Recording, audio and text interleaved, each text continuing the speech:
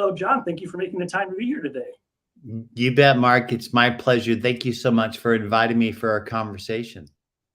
And for anyone watching and listening right now, this is John Ferrara. He's the creator of Customer Relationship Management, or CRM, and the founder and CEO of nimble.com.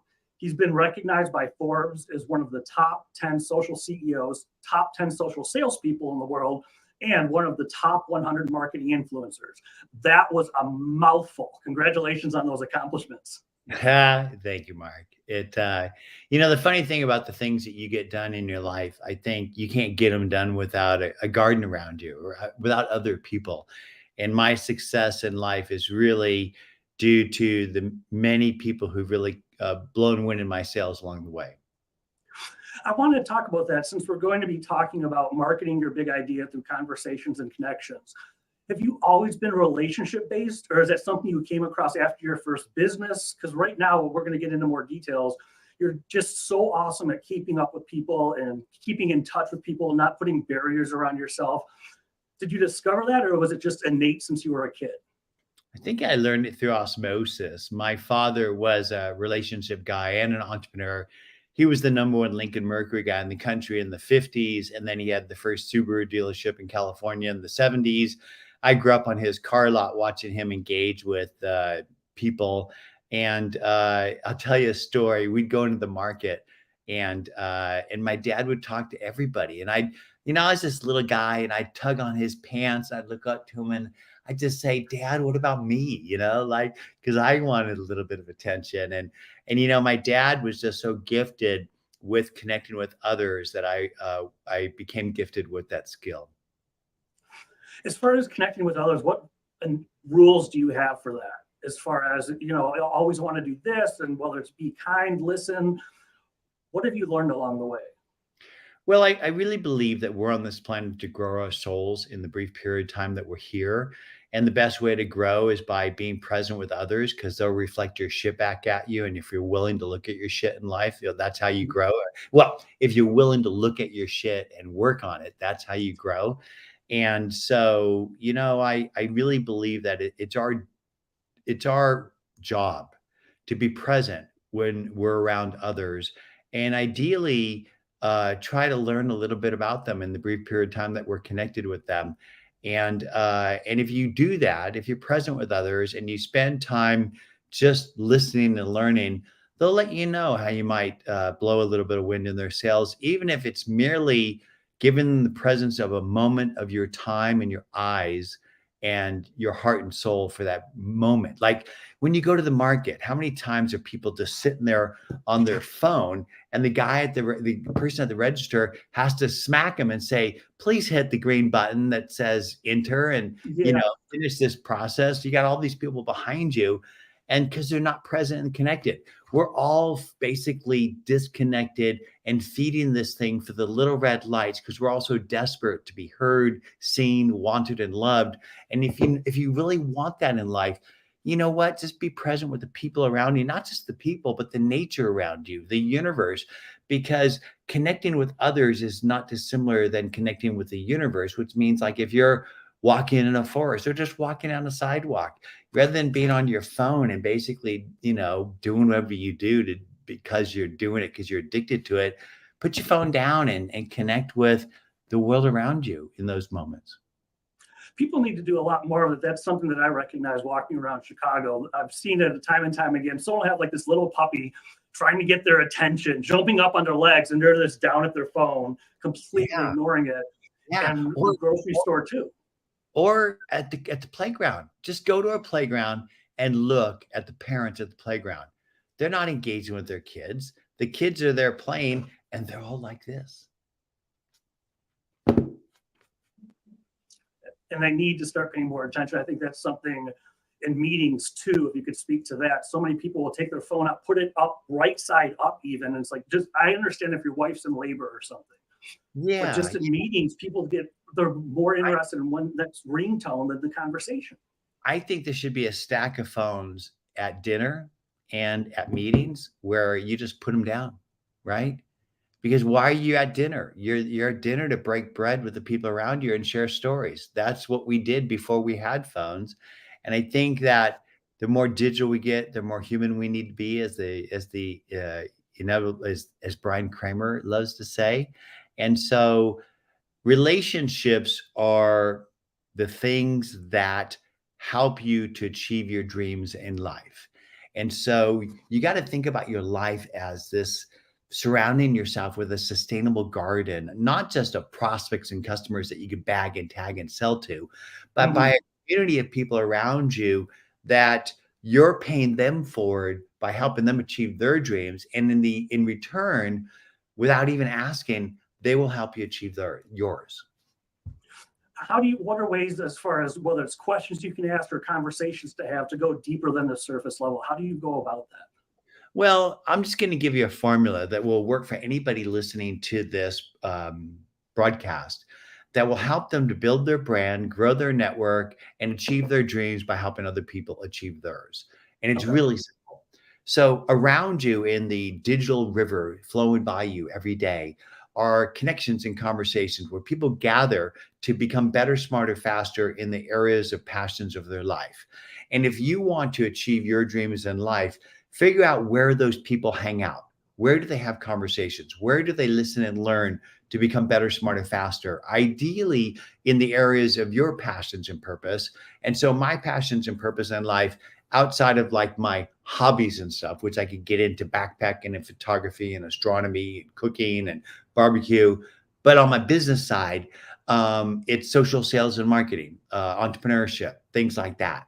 And so when I decided to build Nimble, which I had been out of technology for 10 years, nobody even knew who I was. I had to rebuild my brand and then build the Nimble brand. And the way that I did that is Nimble's promise was help people become better, smarter, faster at social sales and marketing, a CRM that was social. And what I did was I swam in the digital river, social places like Twitter, Facebook, LinkedIn, et cetera. And I Mhm. found places where people are having conversations, how to be better, smarter, faster at social sales and marketing. And I built an identity in those places, nice avatar, nice bio. And I started to put content out there. And because I'm a computer science math major and I don't write really well, what I did is I curated content from people that vibrated highly with me, other thought leaders that I saw that really resonated with me, their content. I hashtagged the category, pound social sales and marketing. I attributed their name. And then I shared those little things like fishing lures in the digital river. And then I Mhm. waited for people to listen and engage and respond.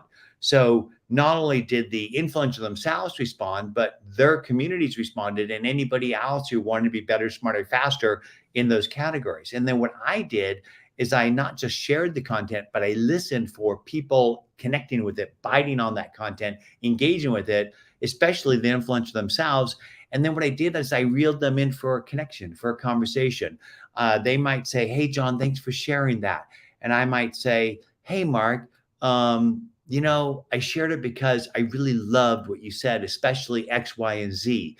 And so I went back to the article, I extracted things that were relevant, that really resonated with me. And that meant something to that person.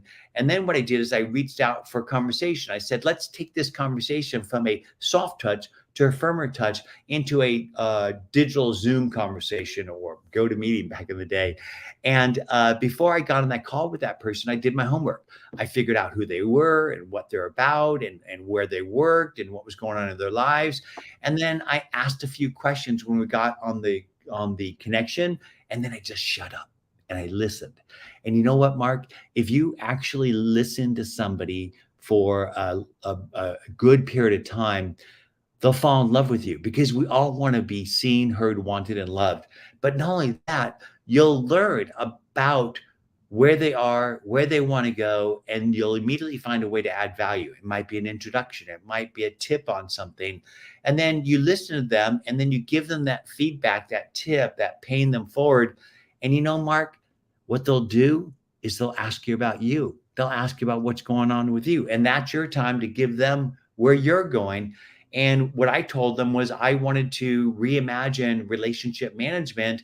And I love their feedback on what I'm building. And I'd love them to be part of my journey. And not only did they become early adopters of my social CRM, but they became evangelists. And that's how we built the Nimble brand without spending a dime on marketing, with over 100,000 subscribers worldwide and an incredible growth. And this formula will work for anybody listening to this station today.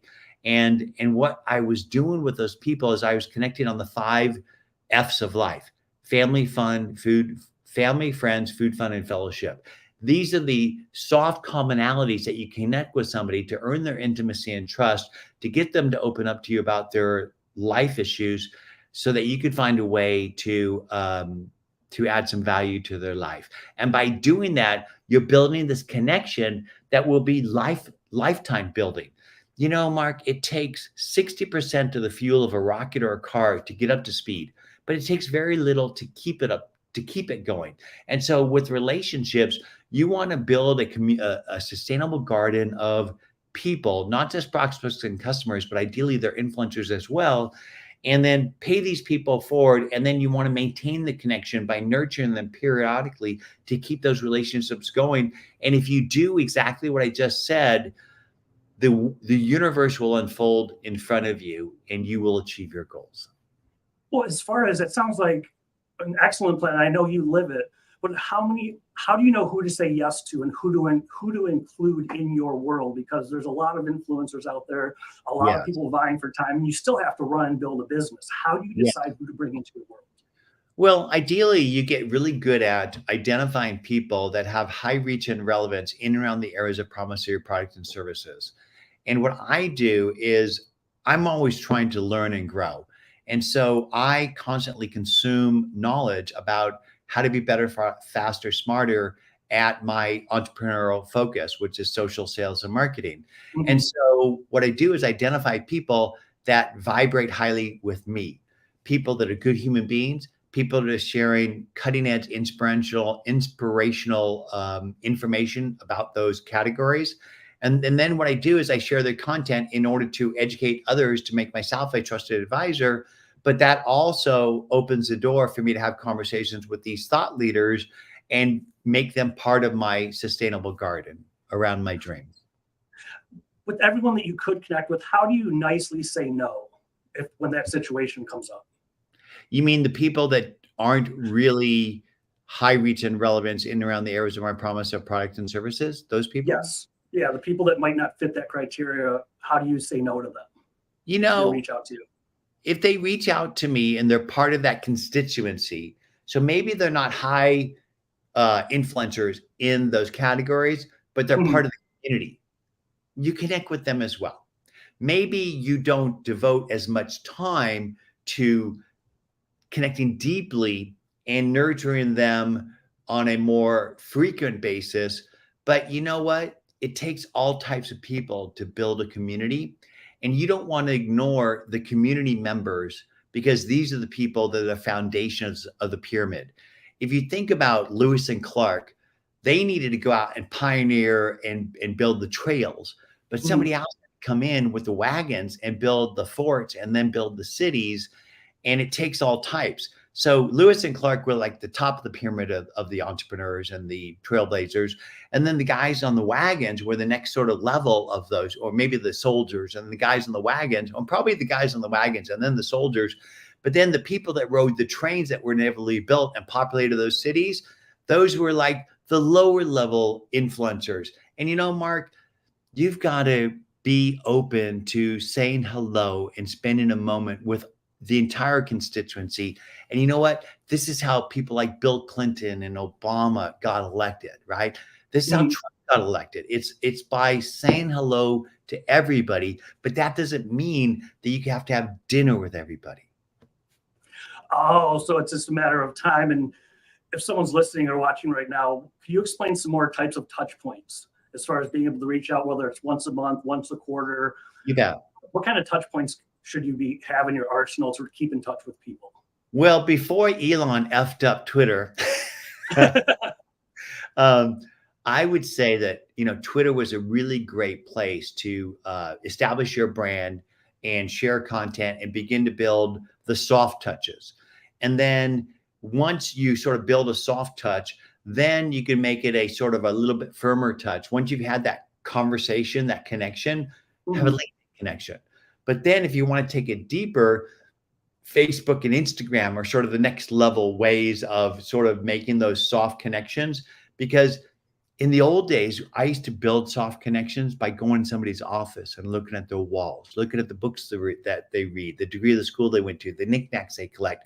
All these things give me who they are, that enabled me to figure out what we have in common, to share that with that person, to build the intimacy and trust, to get them to open up and establish that relationship connection. Today, you could do that electronically.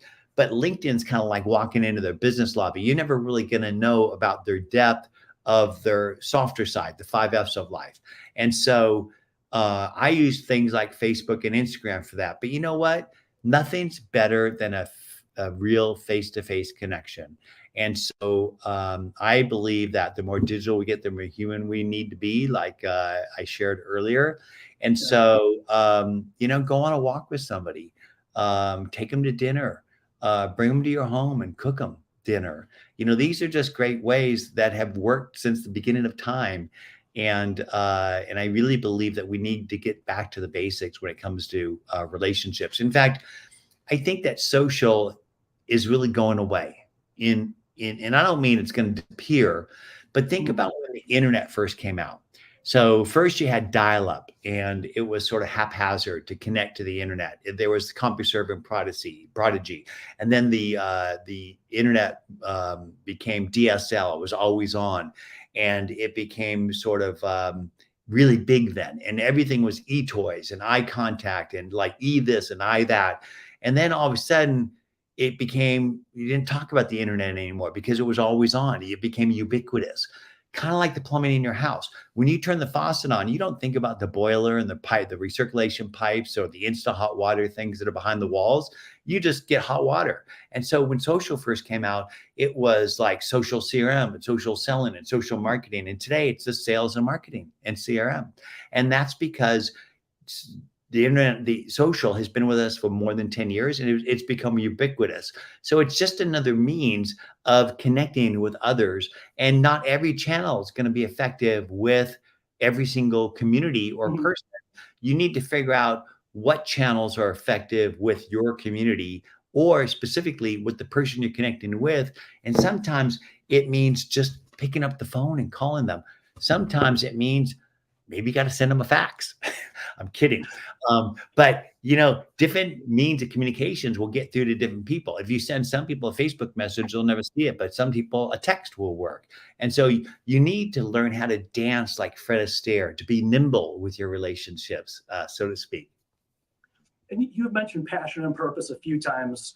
Two-part question. First, how do you bring passion in? If you own a business, how do you bring the passion into your business or turn your passion into a business? And even if you're not starting a company, how do you bring it into your professional life? Because I've met a lot of people when they talk, it's just like, the perfected elevator pitch, but there's no emotion behind it. It's like, God, what excites you? How can you bring passion into your professional life? Well, I think the best products come from your own need because you're passionate about it and you understand the problem.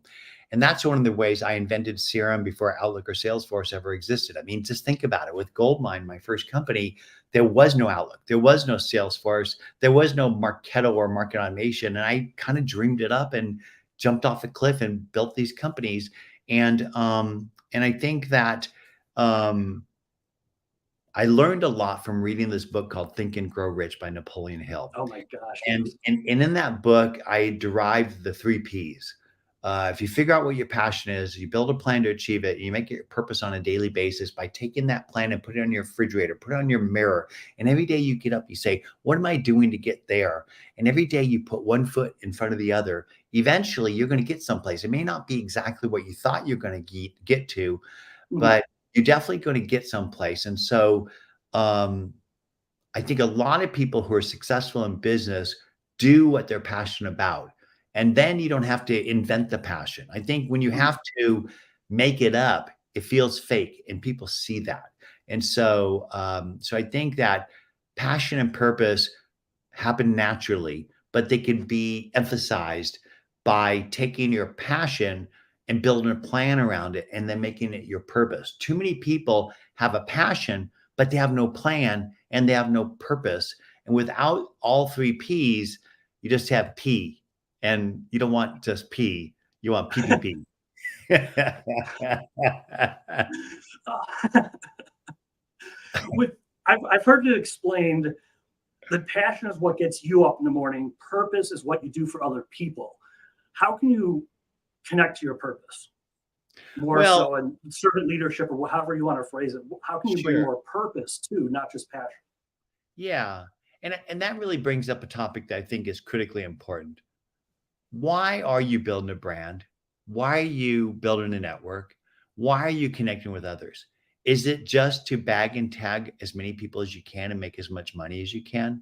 Because I really don't believe that life is about making as much money as you can, but I think it's about making as many moments out of memories out of moments of times you've been truly present with others.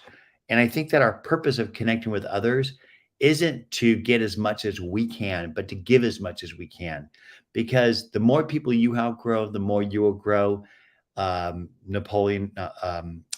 Ziglar, uh, Mhm. thank you, Zig. And I really believe that that my purpose in life, at least, is to grow my soul in the brief period of time that I'm here. And the best way for me to grow is by helping other people grow. And too many people connect with others just to bag and tag and sell them. And people see that, people feel it. But when you're connecting with others because you really want to know who they are and you really want to find a way to add value because you really value others and relationships and human beings, that so makes a difference in the world, and people feel it, people see it, and it's real.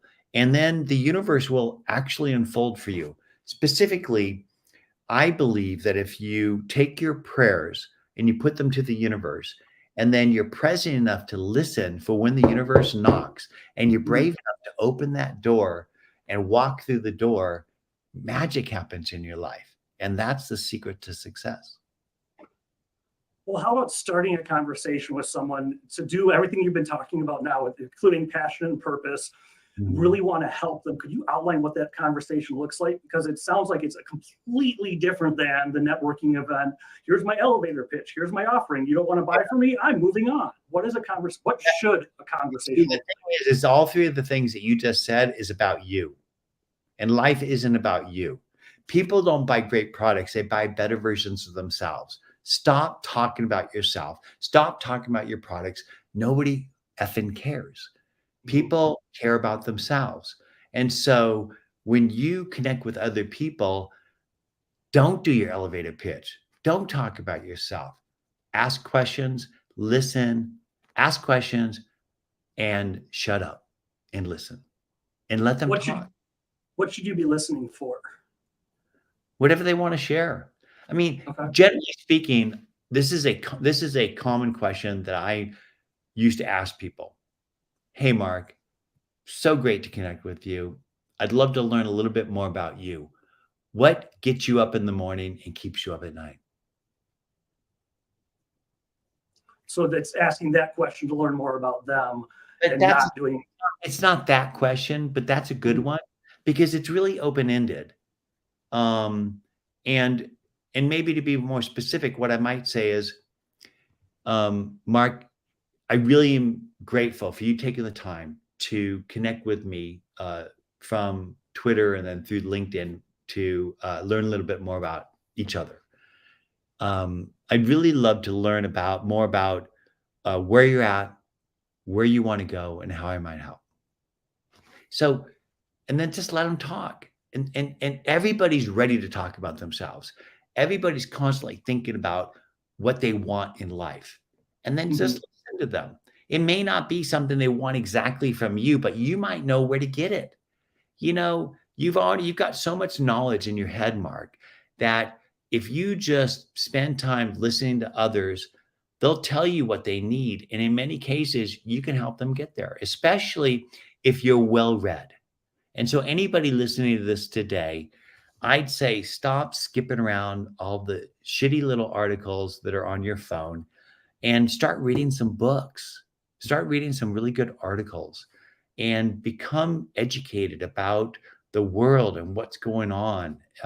Because I think that we're all getting so TikToky, where we just not really listening and learning to anything important. And if you are well read and educated, if you're listening to another human being talking about where they want to go, inevitably you're going to have a way to blow wind in their sails. And the best pay it forward thing that I found for relationships is introductions to people that can open more doors for others.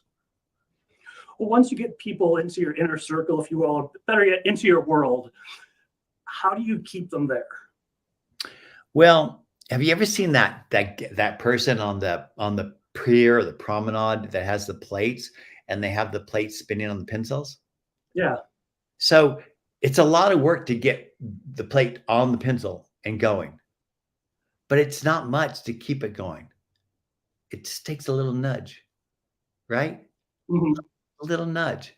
So, so I developed a system. It's called nimble.com. And what I do is I have a stay in touch reminder that I set with people. And these are the people that are like in my inner circle that I really want to stay in touch with. And there's an entrepreneur and actress named Mae West. And she was from the 20s or 30s. And she said, she said, why don't you come upstairs and spend some time? No, she said, I think she did say that. she did say that. She said, out of sight is out of mind, and out of mind is out of money, honey. And so when people need your products and services, you want them to not only think of you and pick up the phone, but to drag their friends with them. How do you do that? You establish yourself as a trusted advisor and you stay top of mind.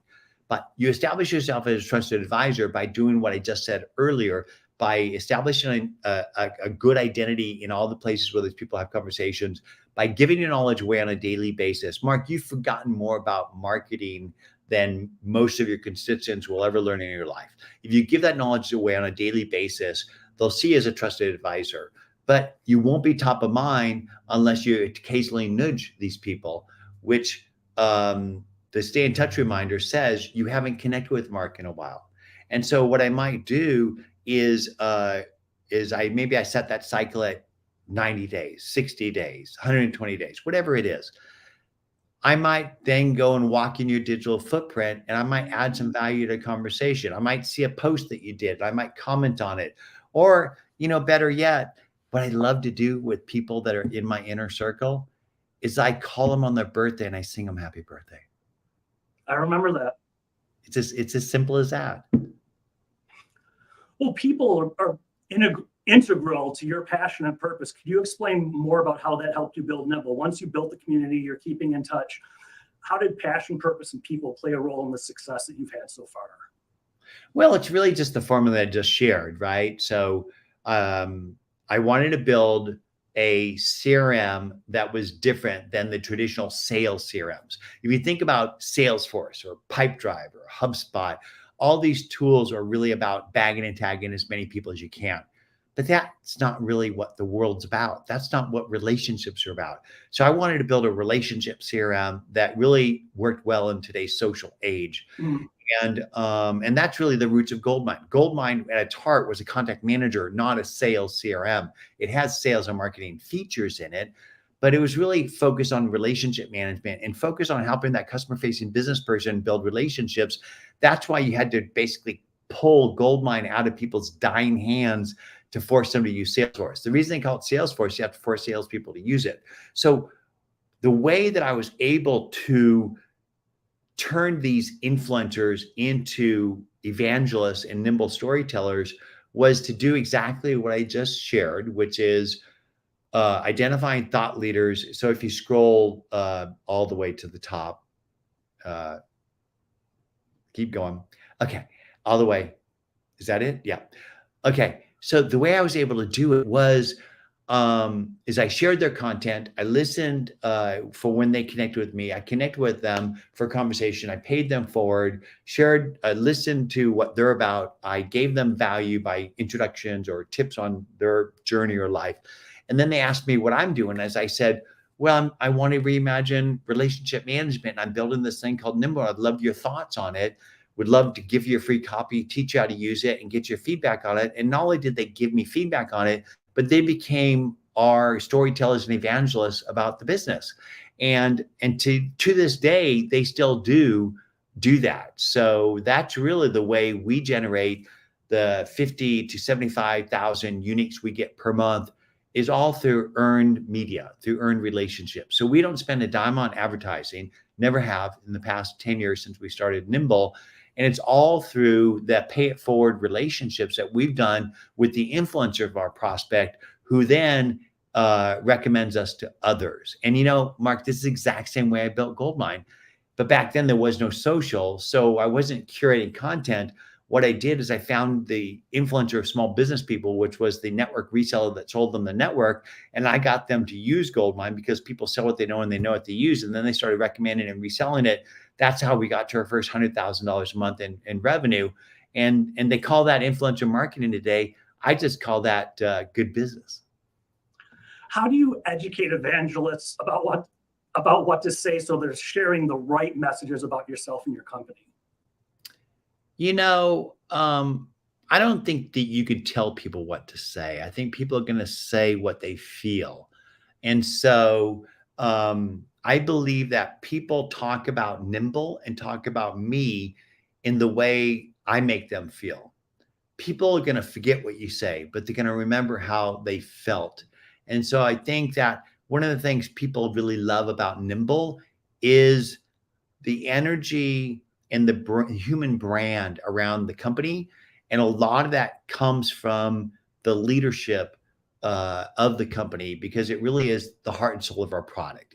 We're not a sales CRM. We're a relationship system. We're not a sales CRM for salespeople, which are only 5% of most companies. We're a relationship system for the whole company, because it takes the whole company in order for it to achieve its dreams.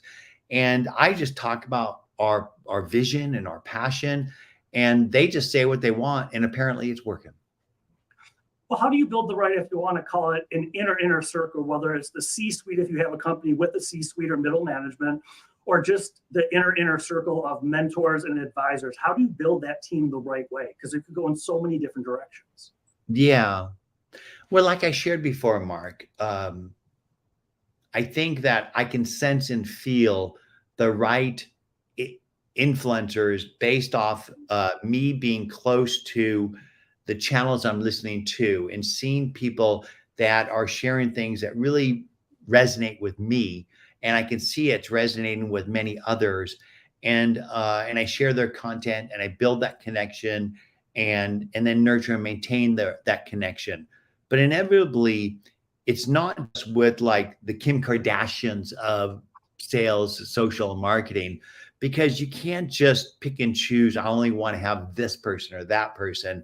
And sometimes it's the little guy that makes the most difference in your life.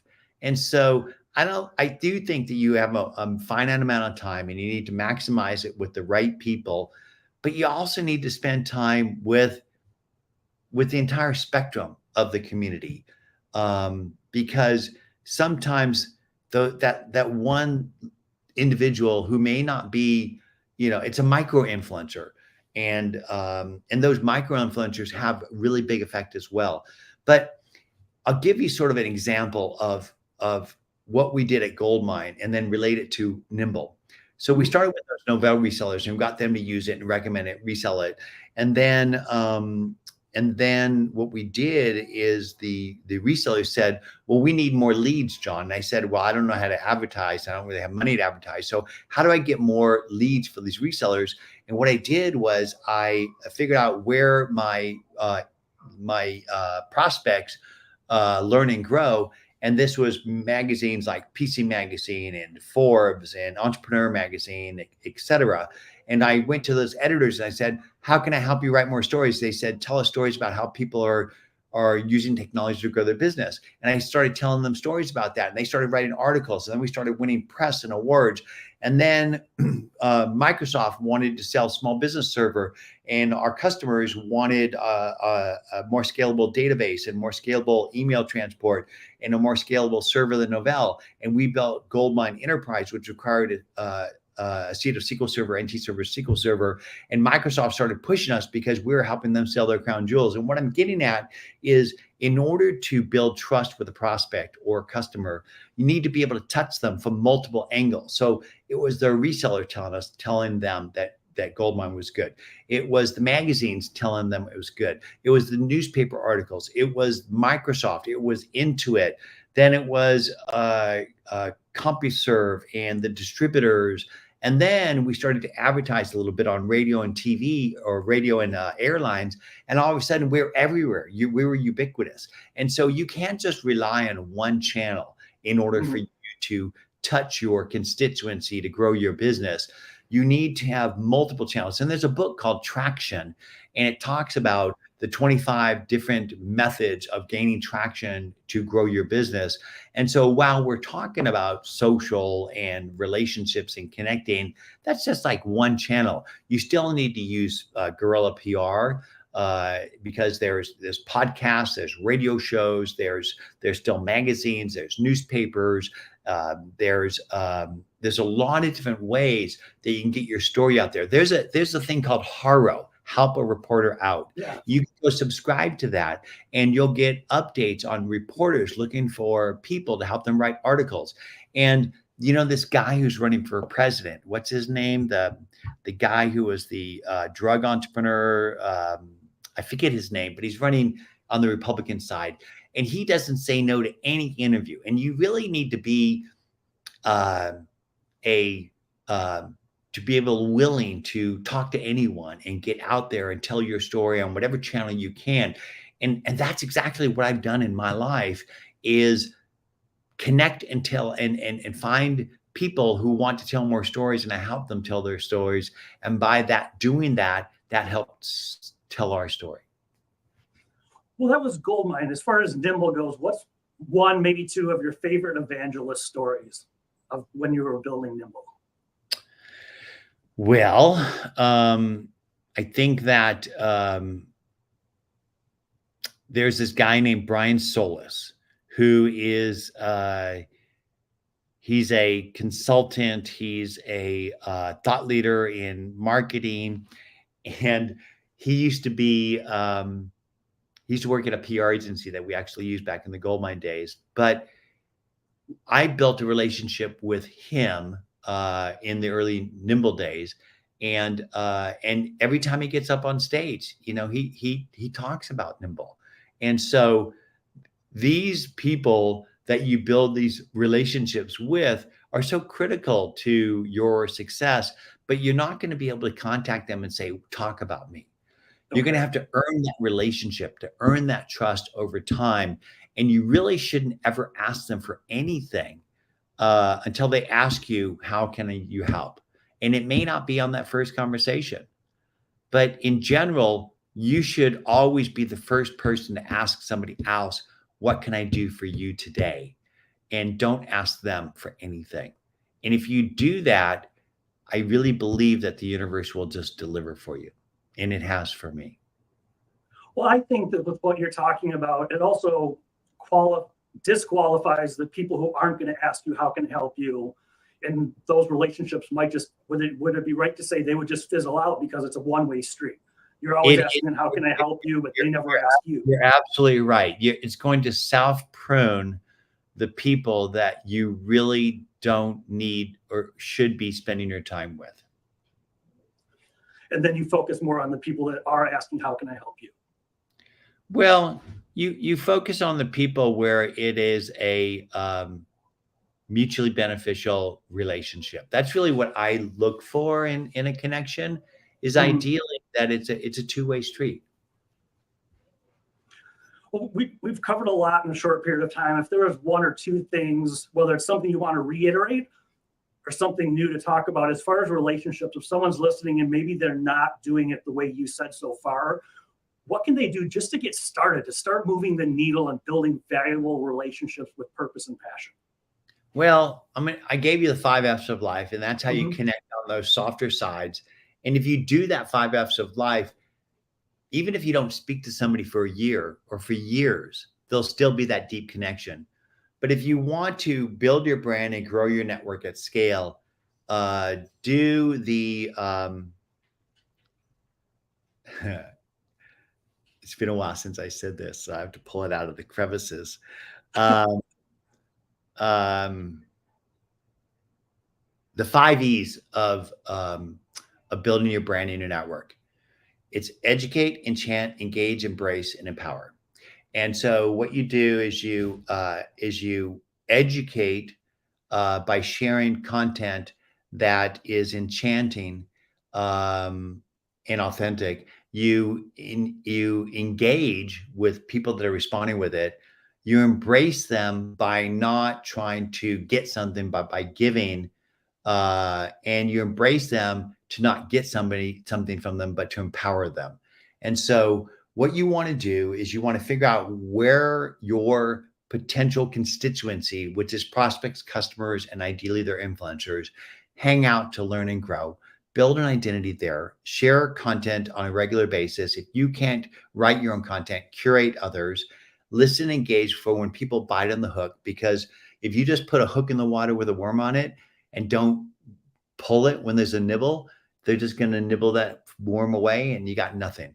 But if you pull on it when they nibble and you pull on it in a way where you're pulling them in for a conversation, and you take that conversation from a softer connection like Twitter into a firmer connection like LinkedIn, into an even firmer connection like a Zoom meeting or a face-to-face, and then you build on that relationship by taking it to the softer side like Instagram and Facebook, and then you maintain that relationship over time, you're going to build a sustainable garden around yourself that will help you achieve your dreams because you're helping other people achieve theirs. And flipping the question on you, if someone wants to walk in your digital footprint, what are your preferred methods of communication? Is it all of them, Twitter, Instagram, email? What's your preference for people that want to learn more about you? Well, you know what I say? Connect with me on whatever channel works for you. Google me, and you'll see that I'll fill up the first 2 pages of places you can connect with me. In fact, here's another tip for you. Google yourself. Do you even show up on the first page? If you don't, here's a tip on how you can. Build a Wikipedia page for yourself. It's easy, it's free, just follow the rules, because if you don't, they'll pull the page down. But if you do, on that first page is going to be your headshot, your bio, and your life story. And so you can control your life story. But if you want to connect with me, here, it's easy. My email is jon@nimble.com. Connect with me. Let me learn how I can help you achieve your dreams in life. That is a beautiful way to end. Everyone, if you want to learn more, like we said, you can go to nimble.com. And if you like the topic, you can find Idea Climbing, my book, at ideaclimbingbook.com. Thank you again for the time, John. This has been excellent. You bet, Mark. And I'm going to leave one last little Yeah. tip. If you guys sign up for Nimble at nimble.com, it's a 2-week free trial. If what you see is resonating with you and you want to subscribe, I'll give you 40% off your first 3 months. Just use the code JOHN40, JON40, and you'll get 40% off your first 3 months. And I really appreciate, Mark, the opportunity to come to your studio to have this conversation. And I hope that people are able to take away some little bit that helps accelerate their dreams in life. I think there's a lot to take away from this, as always with you. So I appreciate your friendship. Thank you again. You bet. Thank you.